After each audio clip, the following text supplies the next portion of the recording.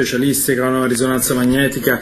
Allora succede questo, la Regione Veneto ha avuto un'idea, è stato detto facciamo lavorare i macchinari anche la sera, anche orari un po' improbabili, vediamo che cosa succede. Noi cosa è successo lo chiediamo al Presidente della Regione Veneto, Luca Zaia. Presidente, buon pomeriggio, benvenuto. Buon pomeriggio a tutti e grazie per l'opportunità. Grazie a lei. Allora, che cosa è successo? Guardi, io sono stato eletto 3 anni fa e da subito mi sono impegnato con i veneti per abbattere le liste d'attesa.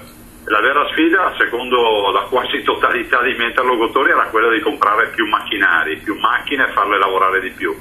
E la verità invece è che poi ho scoperto che magari avevamo dei mammografi che lavoravano solo 2 ore e mezza al giorno.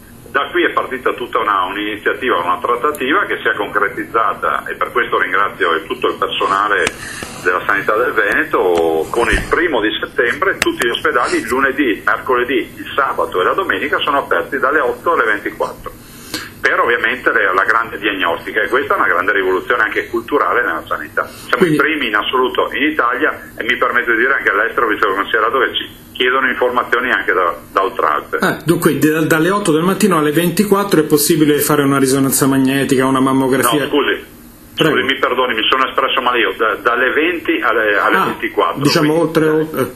Anche perché di giorno sono aperti gli ospedali, quindi la notte per fare TAC, risonanze, mammografie e molto altro ancora. Come hanno reagito, verrebbe da dire utenti, però un termine bruttissimo in questo caso, i pazienti, i cittadini del Veneto, come hanno reagito a questa possibilità di fare questi esami anche alle 11 di sera?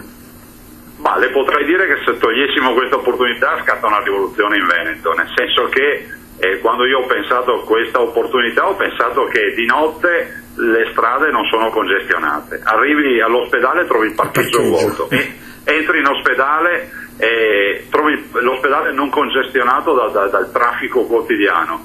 E questo magari per chi è addetto ai lavori potrebbero anche sembrare delle banalità, ma per il cittadino che con difficoltà raggiunge un ospedale, deve parcheggiare, si becca magari una multa, dice è già una gran roba, e poi non ti prendi ore di permesso sul lavoro piuttosto che giornate di ferie per andare a farti fare una diagnosi, una TAC piuttosto che una risonanza, o meglio ancora se devi accompagnare un familiare. Quindi alla grande, guardi, le do solo un dato, un paio di dati che mi ricordo. ULSS di Treviso, l'ULSS di Treviso ha circa 400.000 abitanti, anzi no scusi, nemmeno, circa 300.000 abitanti, abbiamo già programmate 2.300 tra TAC e risonanze magnetiche. Vicenza ha già in richiesta entro il 31 dicembre, ovviamente dico, anche per Treviso, entro il 31 dicembre Vicenza ha già 700 TAC programmate, e quindi direi che l'esperienza non è più un'esperienza così come test, ma diventerà per noi consuetudine.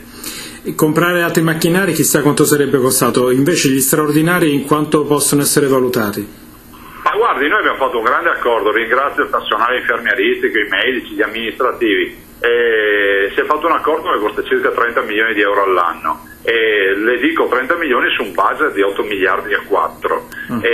Per noi è un grande investimento, il che non vuol dire che non compriamo più macchinari, anzi tutt'altro, utilizzando di più i macchinari diventano vecchi prima, mi passi il termine poco manageriale, li ammortizziamo prima, e quindi garantiamo ai nostri cittadini sempre macchinari all'avanguardia, perché se tu usi poco un'auto e la metti sempre in garage, finisce che dopo 30 anni è ancora la tua utilitaria, che a pochi chilometri non la cambi, ma la tecnologia evolve, arrivano gli airbag, arriva l'ABS, arriva l'aria condizionata. Ecco, noi vogliamo dare ai nostri pazienti attrezzature all'avanguardia per curarli sempre meglio.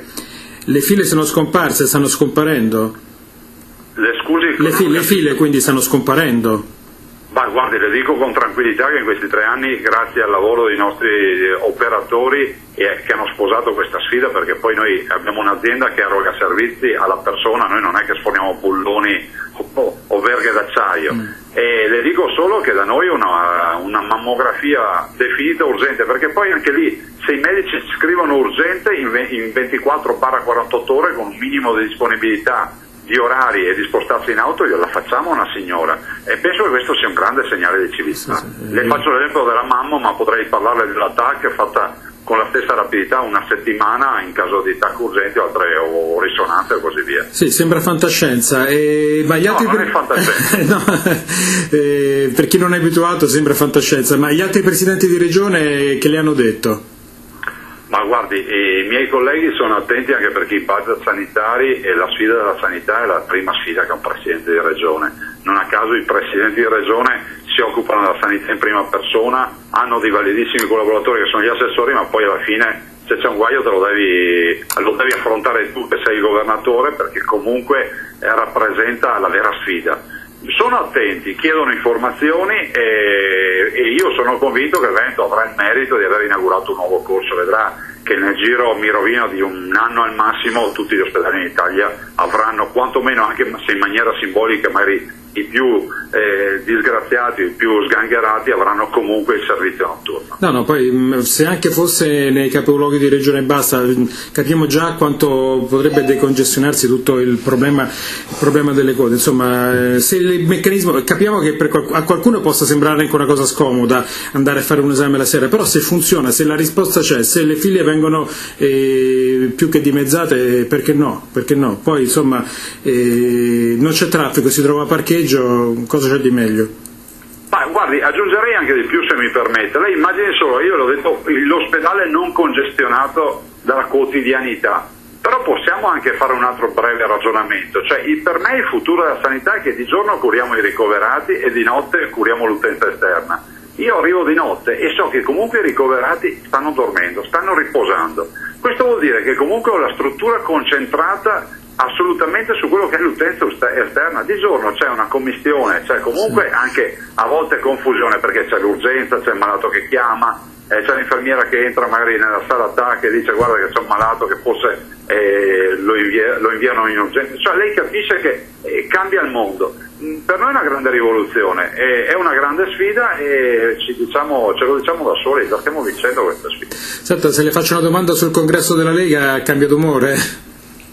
No, non cambio d'umore, cioè io sono un esperto nell'abbattimento delle liste d'attesa, lei lo ha capito, no? Sì.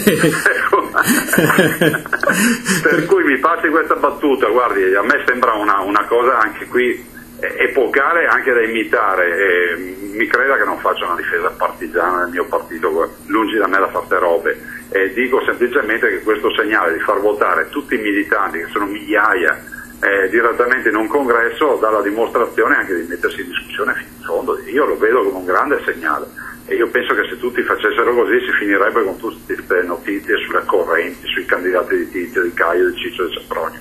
Vota alla base. Rousseau nel contratto sociale diceva che il popolo delega le istituzioni a rappresentarlo, qui il popolo delega, ma delega veramente, perché se tu chiami tutti ad esprimersi è ovvio che chi esce sarà un segretario legittimato al 100% e nessuno ha più da parlare. Lo statuto non si discute come nel PD? Ma guardi, io non vivo commentando i guai degli altri, perché ognuno ne ha abbastanza a casa propria, anche nella vita normale.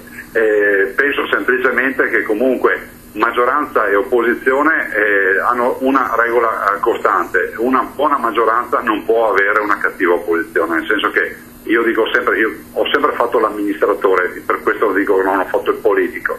Penso che le mie buone amministrazioni non prescindono dal fatto di avere una buona minoranza, cioè una buona opposizione che è in salute, che è tonica, perché comunque ti tiene sempre fermo sull'obiettivo. Luca Zaia, Presidente della Regione Veneto, grazie per questa. Grazie, a presto Presidente Zaia. Buona serata. Sentiamo anche l'opinione di chi, possiamo dire, studia tutto questo, parliamo ovviamente non del congresso della Lega Nord.